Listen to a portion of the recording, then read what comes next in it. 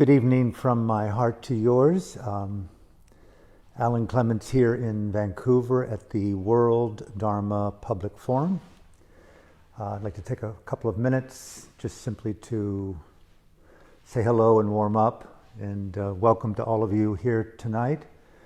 It's wonderful to have you in person and also to have a live audience around the world. So thank you for tuning in. Obviously, invite your friends. It's a joy for me to be here. I can't live without you, Ubuntu, as they know in South Africa. A special topic this evening. It's part two of what I began, hi there, nice to see you, last week.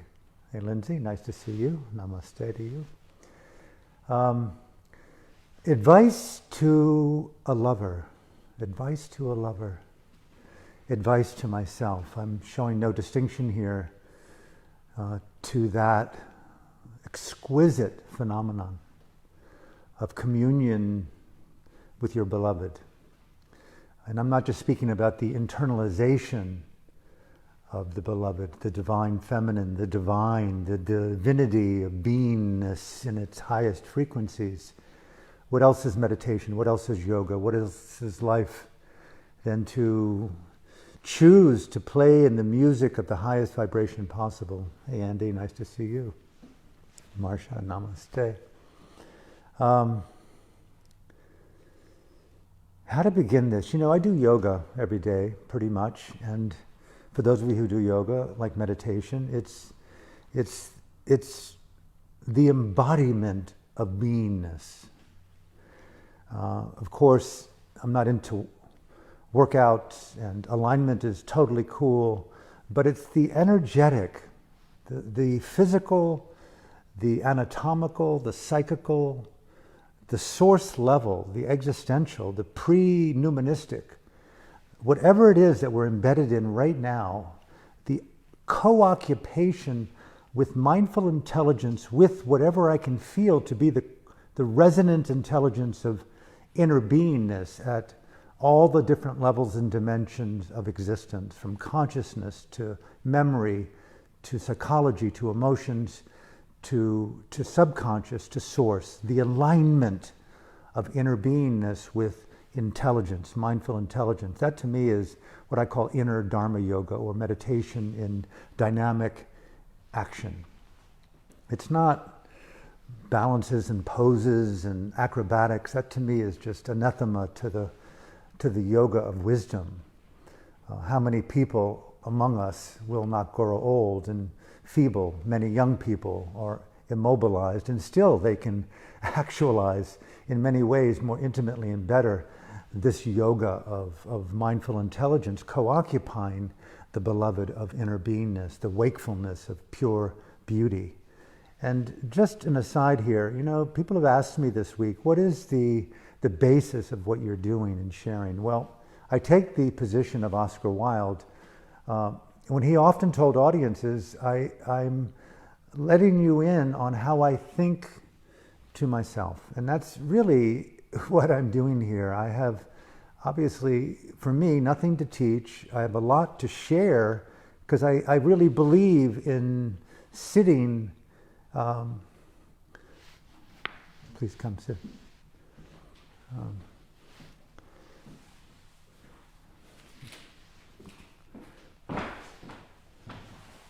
Good, take your time. I really believe in the inner sittingness of just sitting with the energy of your purest sense of vibrational truth. And, you know, the talk tonight, again, is in sequence to the 10 conditions I find of a mature relationship. And last week, we spoke intimately about high quality time. This week, I'd like to speak about communication, mindful communication, and the Van Morrison phrase, the inarticulate speech of the heart. And the confluence of these two on the one hand, a discernible sense of intelligent choice making. I am right now using words based upon some skill that I've learned over the years to choose my words as I wish, to co-resonate with the language and tonality of these words. Now, right there, the yoga of inner beingness, I would really like to invite you as we proceed down this road tonight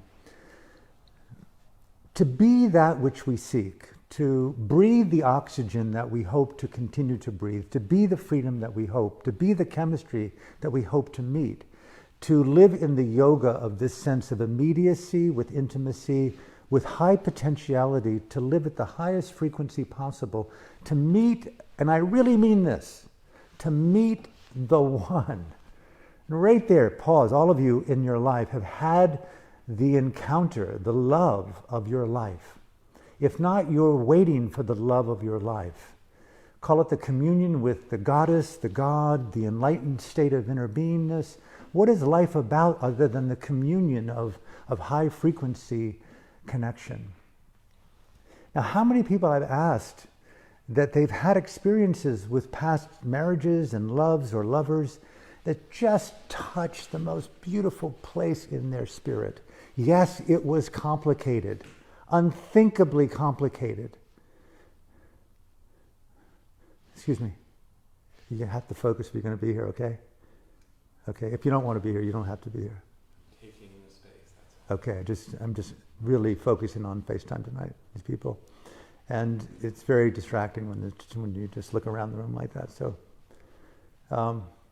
sorry about that. So to heighten the sense of being with your beloved and to really choose the deepest place inside of yourself that says, I want to understand what's required, absolutely what's required to meet the one of my life. Now, I'm not a religious type or into isms, but there's a story in the time of the Buddha where the Buddha's wife, Yasodhara, somehow she had a premonition that she was to die. And she was now a nun and he was the Buddha, he was a monk. And, the opposite of ghosting that so happens among some people today. In the Buddhist tradition, at times of the text, they brought everyone together at moments of high frequency, high potency, at the moment where the premonition of death was to occur. And she spoke to the Buddha, her former husband, and said, Sir, my friend, my former lover, my teacher, I am your student, you are my student. And she spoke about the frequency of their communion over many, many, multiple lifetimes. Pause. Okay, a little bit religious. But I really do believe that you meet people in this life. Have you not met people that it's unexplainable? The beauty, the high level of frequency, the humor, the interplay of eroticism and romance and tenderness, and you have so many things in common, and those few things that are so out of sync that you go, my God, I cannot believe I'm living with you, but I love you so, so much. And it's not neurotic. It's not dysfunctional. It is absolutely breathtaking. Do you know what I'm speaking about? Does anyone see that? Do they know that? I have had it recently. I've had it multiple times, but not like just before. A complete resonance with that sense of you are a soulmate from a previous lifetime. There's too much synchronicity. Well, I believe in creating that inside of oneself. And mindful communication and the inarticulate speech of the heart is a desire, an ontological desire. It's the yoga of liberation through loving. Now, Yasodhara talked to the Buddha and said, how many times I've tolerated your inability to be with me in present time present. You had other agendas, you had other desires, you had other neuroses, you had, in my interpretation, trauma-based behaviors. Have we not seen them all the time in people and ourselves that lead these beautiful beloved relationships that are soulmates into configurations of separation? But why? Why? So the first thing in mindful communication is a dedication, a commitment, an absolute breathtaking commitment to speak from the soul of your conscience and consciousness and simply include. Communication to me is the inclusion of that too. How many people, namaste Janine, how many people live in the shadow of the beloved with a desire to, it's not quite at the level of frequency that I want, it's interfering with the difficulties that I feel that I don't want to encounter. I have my stresses, I have my compatibilities. In fact, he's incompatible, she's incompatible.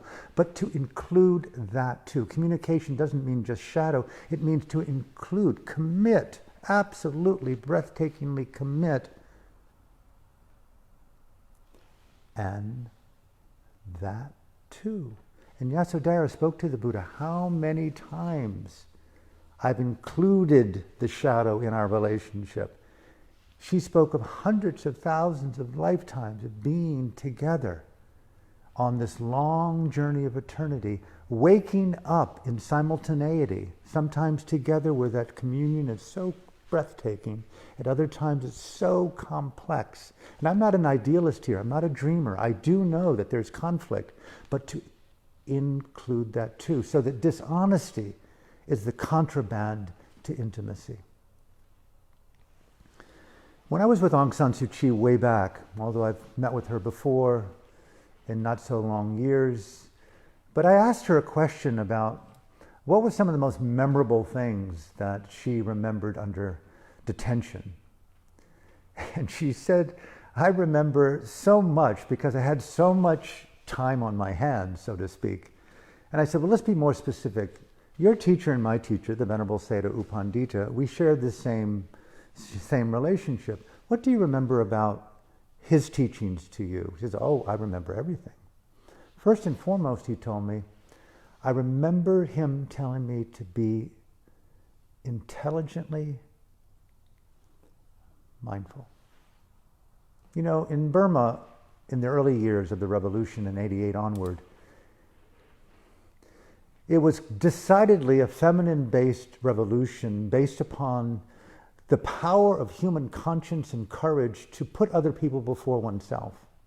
And they used the power of the voice, using auditory vibration of loving kindness and compassion and truth-telling to do what they could to confront the apparatus of totalitarianism. Rather than the masculine, outmoded patriarchy of might is right, they used the power of the voice. And she told me that Sayadaw U Pandita told me about the power of what he called mindfully intelligent speech. He said, first and foremost, when you're speaking, when you're communicating with your lover, with anyone in the world, but primarily here, someone whom you consider to be your lover, myself. Intention is so crucial. Intention. One can have the most, benevolent intention, and you can just feel the radiance of that motivation coming from their heart.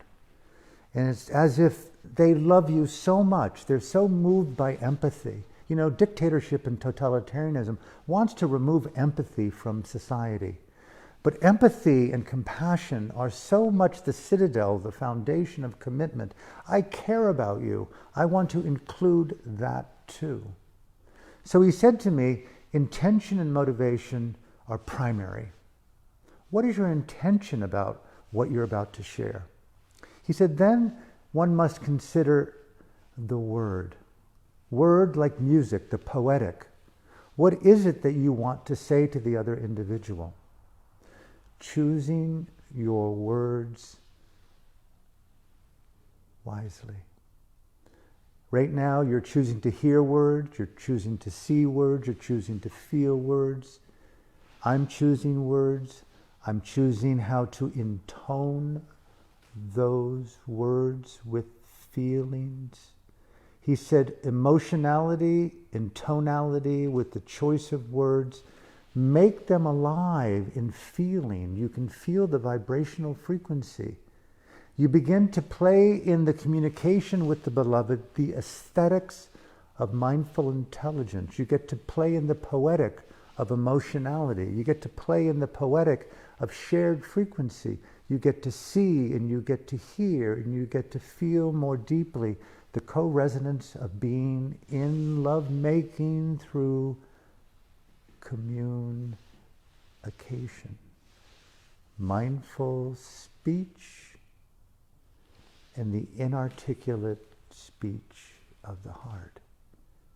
He said, then one must be extremely careful with timing.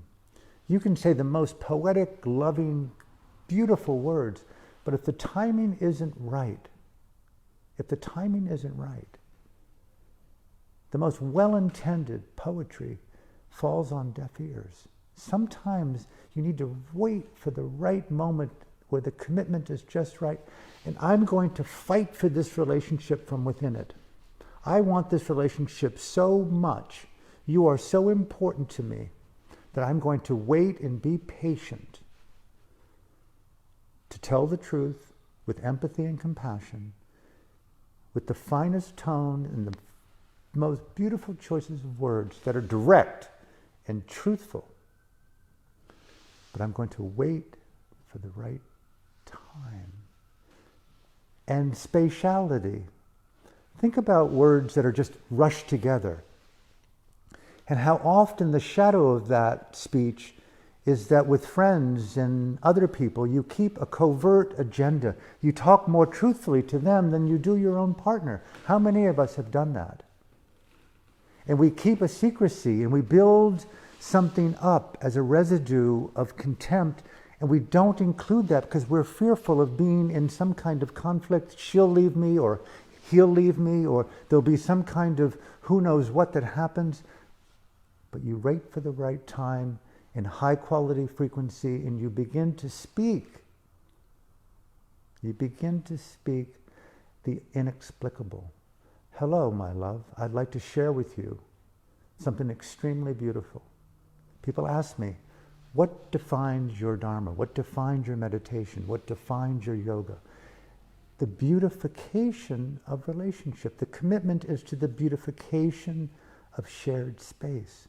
Two people who are soulmates dedicated to the resonance of a higher yoga will play in the dimension of shared beauty. What is shared beauty? I call it inner Dharma yoga. The ability, as I'm choosing, as you're listening, to choose words wisely. It's to choose mind states with intelligence. How many people in the world can choose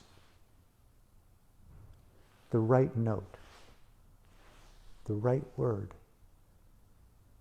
the right sound, the right state of mind? Who can choose to be patient when needed? Who can choose to be in gratitude when needing to be grateful? Who can choose to be in compassion rather than contempt? Who can choose to be forgiving when upset? Who can choose to be more determined when apathetic? Who can choose to be in silence when busy in the mind? So many yogis I notice in studio yoga are so adept at times at working through the asanas as if they're absolutely acrobatic. But how many of them can sit still by calling off the momentum of habit? I want to include this too in the communication. The inarticulate speech of the heart means essentially, I acknowledge my vulnerability, I acknowledge my foibles, I acknowledge my flaws. What I'm saying to you is built from truth with a desire to help and to elevate. I want to know you, I want to love you, I want to include that too. Advice to my lover, advice to myself, mindfully intelligent communication at the inarticulate confluence of the heart. And the last thing she told me was the importance of not necessarily being so attached to the outcome of the communication, meaning that you did it as free as possible from a place of openness of heart and openness of mind. In Burma, when they spoke often of loving kindness and telling the truth, that often resulted in imprisonment. it often resulted in incarceration. Sometimes it even resulted in torture. He said to me, do not be attached to the outcome of what you're saying, although it be true, wise, beautiful, well-intended, at the right time, and deeply embedded in empathy and compassion. You open your hand, you do it freely. The flower doesn't ask space to be fragrant. The beautification of consciousness through a deep willingness to understand the potency and the power of making love in a conversational manner, the eroticism, the aestheticism of shared space, and treating that poetic as an act of love, as an act of romance, and creating the highest frequency possible in our communication, whether it be through our eyes and our ears, our hands, our tongues, our bodies, our hands upon each other, our minds upon each other. Whatever it is that we do that shares in that space, to take it higher and to elevate higher and higher and higher. And so from my heart, may I close tonight. May each of us dedicate ourselves to finding those individuals in life that we really do call tribe, family, inner beingness. And we're so lucky at times, if we are, to find a beloved, some true soulmate that we've known from lifetime upon lifetime. We really, really understand them, and we do all that we can to commit to including whatever it is that arises in high quality time, a dedication to the highest resonance possible, to make that individual the most important person in my life. My mom and dad married for 76 years. They went through so many different places of struggle and complexity and love. So many phases of life did they find themselves living and dying through. But when my mom was in hospice in the final weeks, it was amazing to me, our communication. The ability to be so loving, so tender, so present, so inclusive, so frail, so vulnerable, and that too. Mindful communication, and that too. Commit to high fidelity frequency. And may I encourage you, look and feel, in the absence of your soulmate, in the absence of meeting the one, increase the frequency of your sensitivity, the yoga of inner vibration. Take it higher, more sensitive, more poetic. Find that energy in yourself and wait and meet that chemistry and speak from your heart. Does she or he hear the music of your soul? And Yasodhara said to the Buddha, thank you for the lifetime after lifetime of bearing witness and participating in this process of co-evolution together. Apparently they were life and lovers for so long. May it be possible among us to find that person. Call me an idealist, call me a dreamer. And may we find that resonance at the highest frequency, that we become enlightened together through this process of mindful communication at the confluence of the inarticulate speech of the heart. Advice from my lover, advice from myself. Namaste. Thank you.